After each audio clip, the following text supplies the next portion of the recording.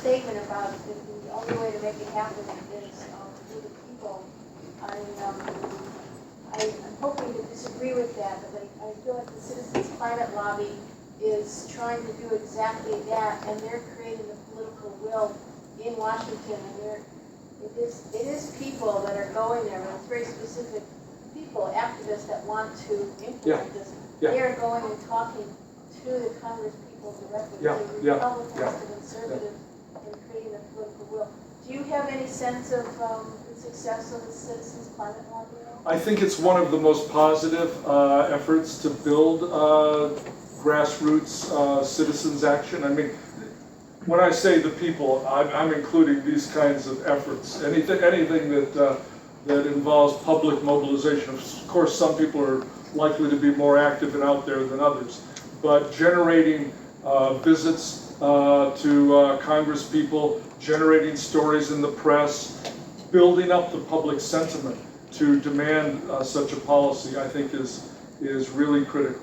And CCL, Citizens Climate Lobby, for those who don't know this organization, is very strongly in favor of actually a carbon fee or tax as opposed to a cap.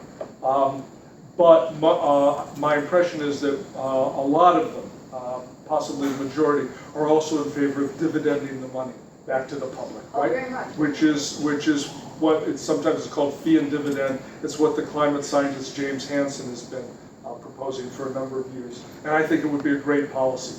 My one sort of point of discussion with the carbon tax folks when I discuss with them is actually I think a cap would be a more certain way of hitting the target of getting the reductions we need. There is an argument on the other side, I think, and just as I said, well, the problem with the tax is there'll be a temptation to put the tax too low. The politicians will put it too low if we won't hit the target. I think that's a legitimate concern, right? But on the cap side, what proponents of a tax will say, as soon as you do a cap, you're going to have the lobbyists coming in there going for the free permits, right? So you need to actually make sure that the permits are auctioned, not given away, right? And that's a political challenge, just like it's a political challenge to get a high enough tax. So I'd be delighted if we got a serious fee and dividend policy. But I underline serious. That would mean having serious prices. And ideally, what Wood would actually do is this is going a little bit deep into the woods, and I know you've got a question too, so I'll come to it. You could have a policy that combines both. What do I mean by that? You could have a tax, a carbon tax, which would be what's called a floor price on the permits. A tax is just like permits. It's just that you say anybody can get as many permits as they want if they pay this fee, right? But otherwise it's just like a permit. The same entities pay them, the fossil fuel companies, right? So whether they're buying a permit or paying a tax is exactly the same thing, So you could have a floor price on the permits. That's the tax. That could be the tax that the Citizens Climate Lobby folks are going for, right?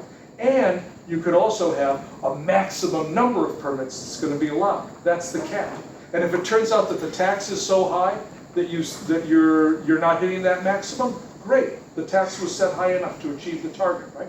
But if there's too many permits at the tax level that's been set, then the cap kicks in, right? And at that point, you start auctioning them off, and the price goes up.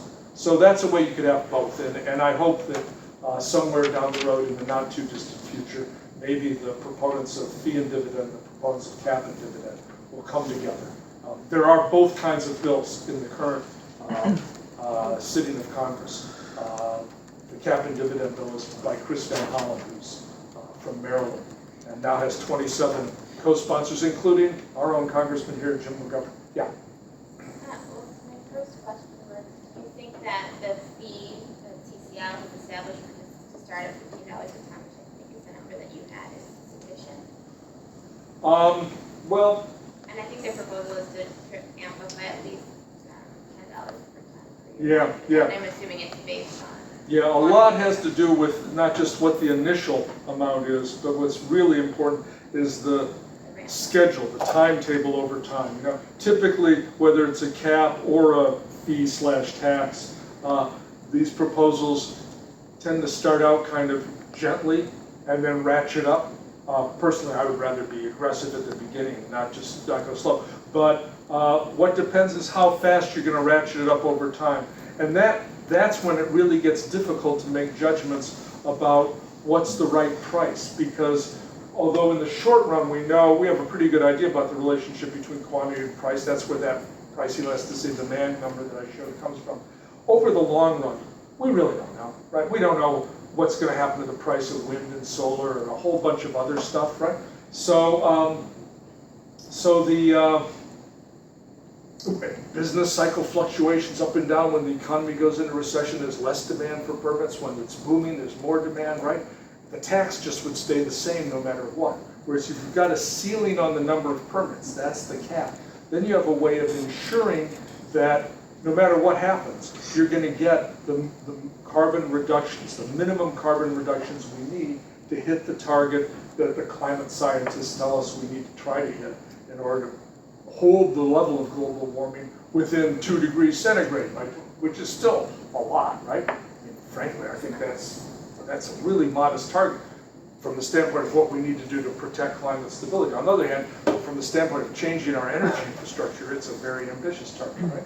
So personally, you know, the true answer is I don't know, and no one knows whether the specific dollar amounts that CCL or anyone else is proposing will be sufficient or not. We can't know because we don't have enough information, which is one of the reasons why I think it would be a good idea to have a ceiling on the number of permits, a cap, as well as a floor price, a tax. To me, that's the optimal policy. Yeah. Just going back to this issue of the political will, you know, in 3 years we saw, backed by SEIU, the Fight for 15 has now become, with a political base, to make it happen. Yeah. Has become law in some places, and Yeah. it's part of, you know, kind of public policy is thinking that way.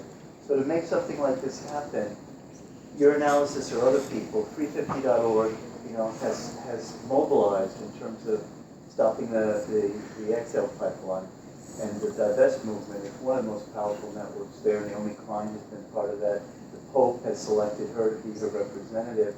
In terms of what you see of how that political force can be mobilized to take more than this stop, divest, negative kind of response that the environmental movement publicly in its framing, what do you see as being the political networks or, you know, that what might be able to root that kind of mobilization that you're talking about?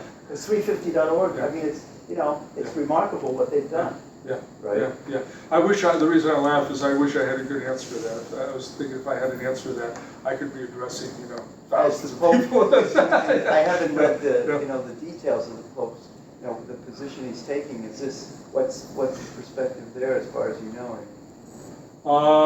I haven't read the encyclical, but my impression is the position is very skeptical about carbon pricing in general. The trading of permits is against these Yeah, specifically. so and I'm against the trading of permits too. So, I mean, you know, one of the key conceptual difficulties in kind of getting this across to people on the activist community is that a lot of people are deeply suspicious of carbon trading for reasons that I think are totally well-founded, right? Opens the door to speculation, windfall profits, all kinds of stuff, right? But they don't necessarily distinguish between carbon trading on the one hand and capping emissions on the other, right? Because cap and trade got co-joined together in the discourses like the horse and carriage, as if the two have to go together, right? So unfortunately, in my mind it's unfortunate, people who are critical of trading, permit trading, also then sort of generalize that to be critical of capping emissions on the grounds that, well, this is like a market-based solution. And we all know market-based solutions, you know, benefit rich people and screw poor people, right? Well, you know, it kind of depends who owns the property underlying the transaction, right? A cap and dividend system, the parking lot is owned by all of us, and we're charging people for parking right there, you know? To me, that's not like a free market approach. That's common sense, you know. So, but breaking through that in the U.S. political discourse is challenging. You know, 350.org, I think, is, again, you know, one of the shining examples of a group that's done a wonderful job at mobilizing activism. I think the divestment strategy's been a good one because it focuses attention on the fossil fuel companies as the basic problem, you know, the basic enemy, so to speak, whose asset values are going to be sacrificed if we're going to get a serious policy. Bill McKibben himself, who's one of the founders of 350.org, is very much in favor of a cap and dividend policy and has written about that. But they haven't tried to build that into their kind of programmatic rallying cry. And I'm not sure why. Maybe because it's hard to explain this stuff.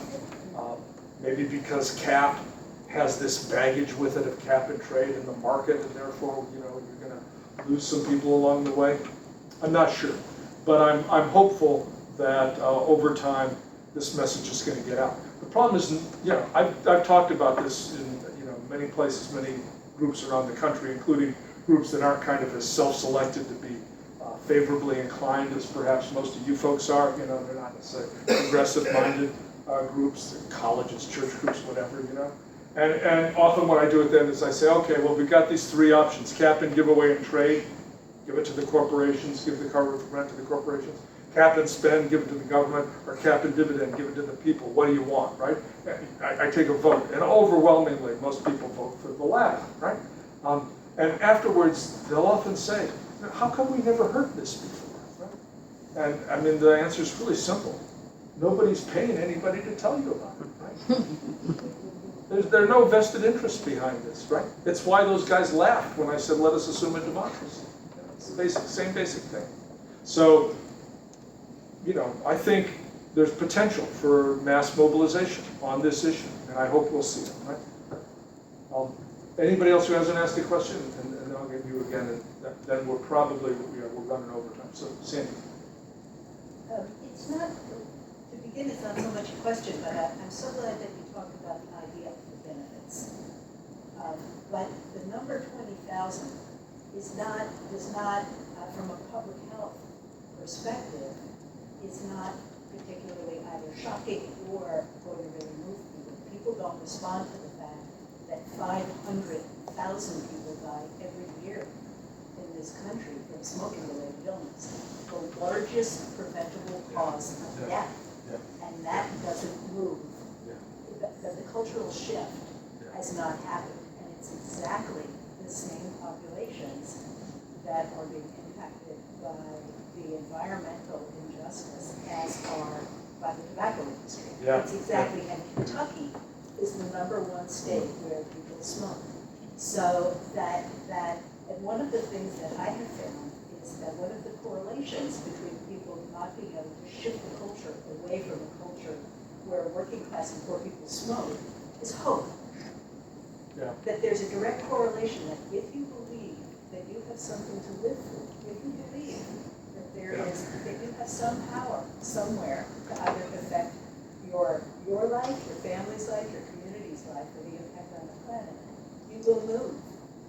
But people who have no hope don't quit smoking. And it feels like in order to mobilize, that the enormity... Rather than have it be as uneven as it's been in the past. So I think, you know, it's good.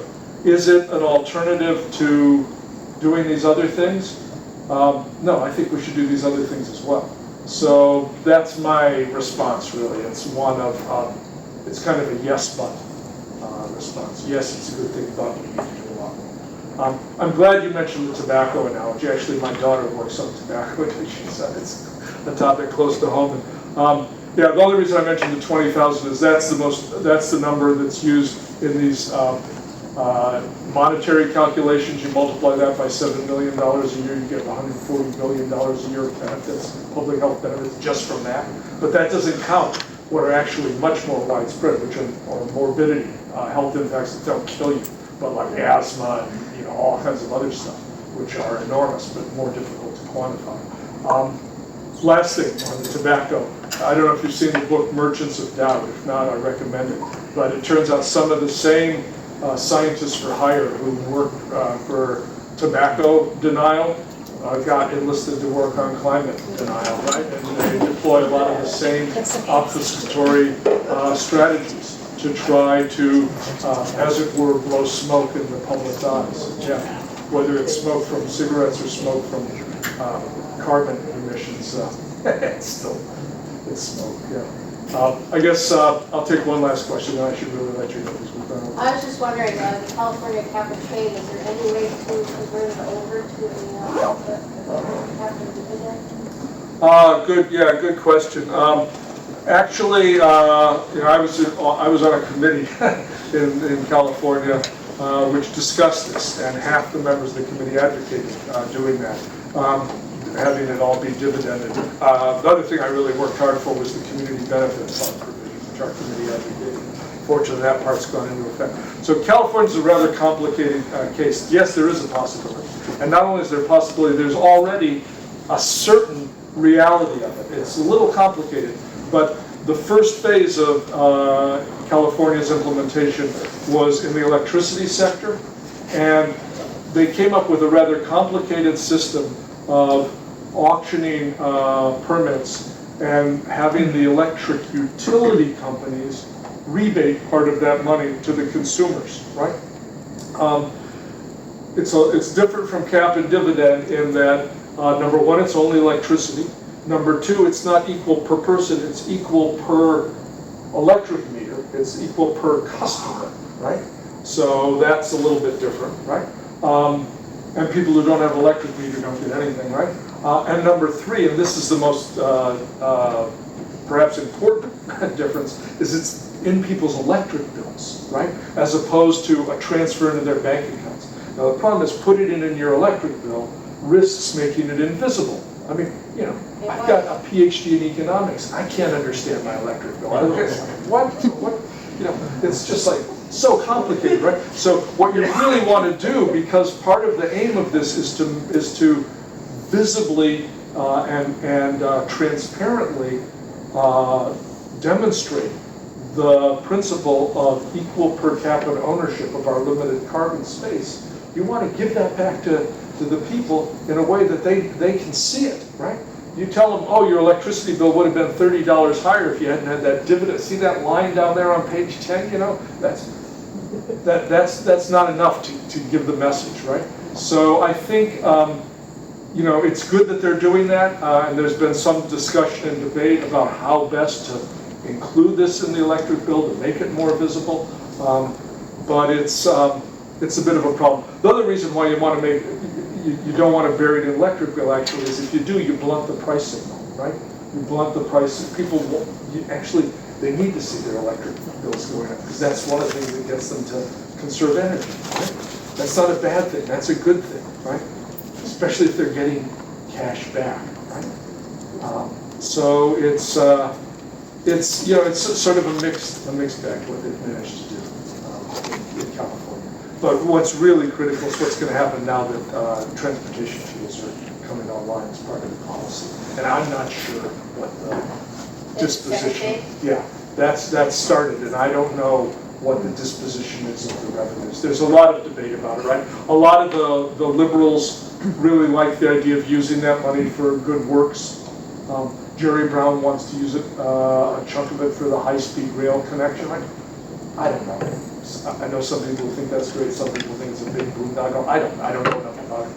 But you know, I think for insulating climate policy from the charge that it's the biggest tax on working families in American history, and from the reality that it hits people hard in their pocketbooks when the prices go up. Personally, I think rebating most of the money as dividends is a good idea. I think keeping some of it for public investments, I'm not against that. That's okay with me too. But I think it has to be a major chunk that goes back to the households. Okay, I'm sorry we've run out of time.